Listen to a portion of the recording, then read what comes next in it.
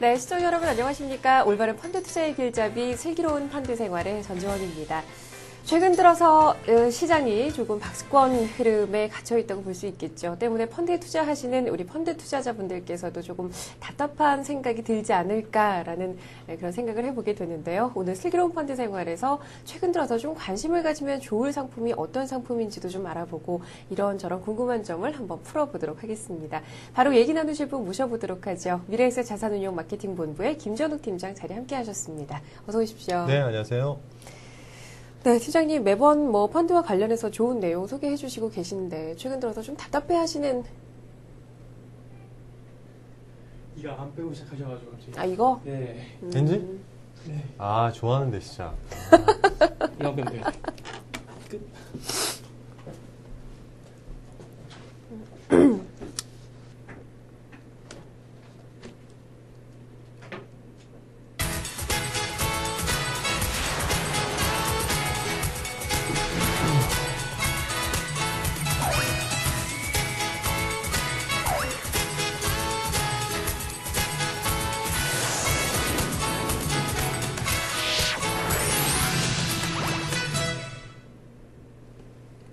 네, 안녕하세요. 올바른 펀드 투자의 길잡이 슬기로운 펀드 생활의 전지원입니다. 왜?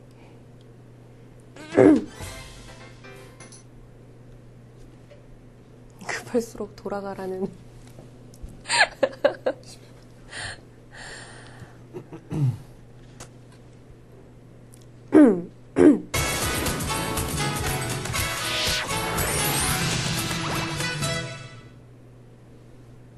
네, 안녕하세요. 올바른 펀드 투자의 길잡이 슬기로운 펀드 생활의 전지원입니다.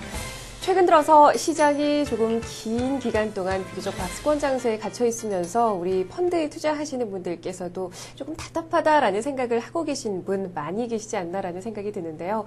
오늘 슬기로운 펀드 생활에서 조금 이런 답답함을 좀 해소해 볼 수 있는 얘기를 나눠볼 수 있지 않을까 기대를 해 주셨으면 좋겠습니다. 슬기로운 펀드 생활 바로 얘기 나누실 분 모셔보도록 하죠. 미래에셋 자산운용 마케팅본부의 김전욱 팀장 자리 함께 하셨습니다. 안녕하세요. 네, 안녕하세요. 네, 제가 앞서서도 말씀을 드리긴 했는데 최근 들어서 좀 지수가 많이 답답한 흐름을 보이고 있잖아요. 네, 좀 네. 저희 투자자분들께 이 좀 시원하게 도움이 될 만한 소식을 좀 듣고 싶은데 오늘 어떤 내용 준비하셨습니까? 네, 그래서 오늘 준비한 내용이 이제 최근에 이 투자자분들께서 많이 좀 관심을 가지고 계신 주가 연계 상품, ELS라든가 ELT, ELF도 많고요. 또 최근에 등장한 스펙이라는 용어, 이런 굉장히 좀 다양한 시장이 발전하면서 굉장히 다양한 상품들이 많이 시장에 소개가 되고 있는데 오늘은 네. 최근에 투자자분들께서 관심을 가지고 지켜보는 상품 그리고 앞으로 좀 관심을 가지고 지켜봐야 할 상품에 대해서 한번 정리를 해보는 시간을 준비를 해봤습니다. 네, 맞습니다. 팀장님 말씀하신 대로 이제 최근 들어서 우리 투자자분들께서 이제 주식하고 연계된 상품에 관심을 많이 가지시는 것 같은데 여러 가지 상품 중에서도 주가지수 연계 상품이라든가 이런 쪽을 한번 먼저 좀 알아볼까요? 네, 아무래도 이제 박스권에 갇혀 있다라고 말씀을 아까 하셨는데요. 네. 이런 횡보 장세라든가 또는 박스권에 이렇게 계속해서 머물러 있는 장세에서는 아무래도 일반적인 그런 주식형 펀드도 좋습니다만 이 어떤 구조화된 상품들, 즉 주가와 연계된 이러한 ELS라든가 또는 ELD, ELF와 관련된 그런 상품들이 아무래도 좀 인기를 좀 끄는 그런 모습을 계속 보여주고 있는데요. 그래서 네. 준비를 해봤는데요. 주가 연계 상품의 가장 대표적인 게 이제 ELS라고 우리가 말씀을 드릴 수 있습니다. 그래서 굉장히 많이들 투자를 하고 계시고요. 아직까지 이 투자를 안 하고 계신 분들께서 관심을 좀 가질 만한 상품이 아닌가라는 생각이 듭니다. 그래서 먼저 ELS의 개념부터 설명을 좀 드리면요. 하나라든가 또는 여러 개의 개별 주식과 연계되어 있는 또는 아니면은 국내라든가 또는 해외의 다양한 주가 지수가 있는데요. 이러한 다양한 주가 지수와 연계해서 투자 수익이 결정이 되는 그러한 유가 증권을 우리가 ELS라고 하고요. ELS와 동일한 구조를 가지고 있으면서 펀드 형태로 되어 있는 게 바로 ELF입니다. 그리고 동일한 구조를 가지고 있으면서 예금의 형태를 가지고 있는 게 또 ELD입니다. 그래서 각각 가입하시는 기관이 은행이냐 아니면 증권사냐 또는 투신권에 가입하느냐에 따라서 상품의 이름만 바뀌는 것뿐이지 다들 ELS나 ELD나 ELF나 동일한 구조로 운영이 되고 있는 상품이다라고 보시면 될 것 같고요. 네. 결국은 이제 자산을 우리가 우량 채권의 ELS 같은 경우를 보면요. 자산을 우량 채권에 투자해서 원금을 보존하는 한편 일부를 또 주가지수 옵션이라든가 이러한 여러 가지 금융 관련된 파생 상품에 투자를 해서 이익을 드리는 그러한 금융상품이라고 보시면 될 것 같고요.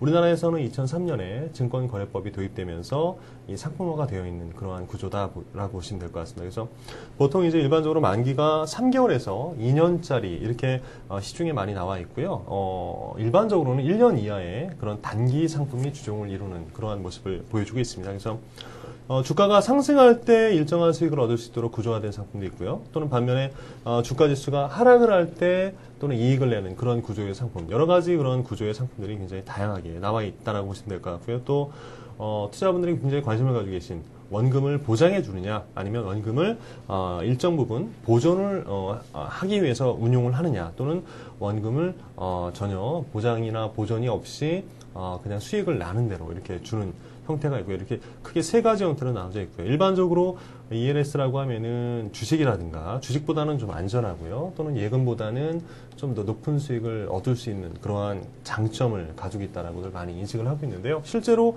이렇게 주식보다는 좀 더 안전하고 또 채권이나 예금보다는 좀 더 수익을 좀 많이 가져다주는 그런 어떤 형태로 운영이 되고 있는 게 ELS의 그런 특징입니다. 네. 그러면은 이제 여러 가지 종류를 형태를 말씀을 해주셨던 것처럼 뭐 원금이 전반적으로 보존이 되는 형태가 있고 또 부분적으로 보존이 되는 형태가 있고 뭐 이러면은 이제 본인이 스스로 공격적 투자자냐 아니냐에 따라서 조금 원금 보존 비율을 좀 조절을 할 수가 있겠네요. 맞습니다. 뭐 하이리스크 하이리턴이라고 많이들 얘기를 들어보셨겠지만 ELS에도 이런 것들이 적용이 되고 있고요. 따라서 원금을 보장을 해주는 그런 상품들 같은 경우는 이 추가하는 이익 자체가 낮을 수밖에 없고요. 반면에 원금을 일정 부분 내가 보장을 안 받더라도 이익을 좀 높게 가져가겠다라고 하는 분들은 그러한 구조의 상품을 선택을 하시면 될 것 같습니다. 그래서 굉장히 ELS가 다양한 그런 구조의 상품들이 나와 있기 때문에 뭐 그런 어떤 투자자의 그런 성향에 따라서 선택을 하시면 될 것 같다는 생각이 들고요.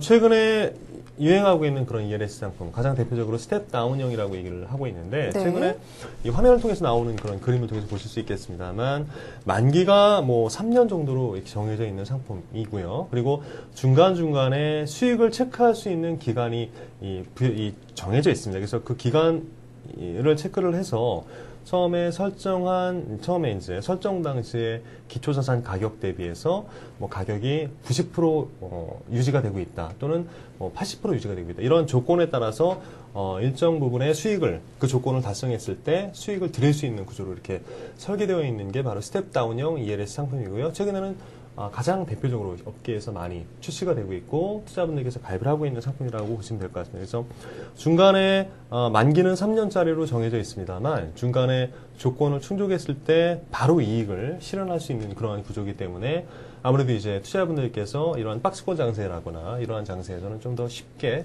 수익을 좀 가져갈 수 있는 구조가 아닌가라는 생각이 듭니다. 네, 스텝 다운형 ELS 상품에 대해서 말씀을 해주셨고, 그리고 앞서서 이제 ELS의 종류를 말씀을 해주시면서 뭐 은행에서 파는 상품이냐, 뭐 어디에서 파는 상품이냐에 따라서 ELD라든가 ELF라든가 이런 말씀을 잠깐 스쳐 지나가듯 말씀을 해주셨는데 별 차이가 없나요? 어떻습니까? 그래도 조금은 좀 차이가 있지 않나라는 생각이 드는데요. 네, 뭐 물론 약간씩 차이는 있습니다만 기본적인 이제 운용의 형태라든가 구조가 동일하다는 말씀을 드린 거고요.